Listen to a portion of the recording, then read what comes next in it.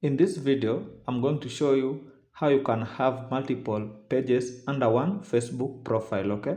Let's get started. As usual in this channel, we don't waste time. We just dive right into the content you are looking for, okay? Let's get started. After opening the Facebook app, you want to click on the button at the bottom of the screen to the right, the very far right, okay? Your profile picture will be there. Just tap on it.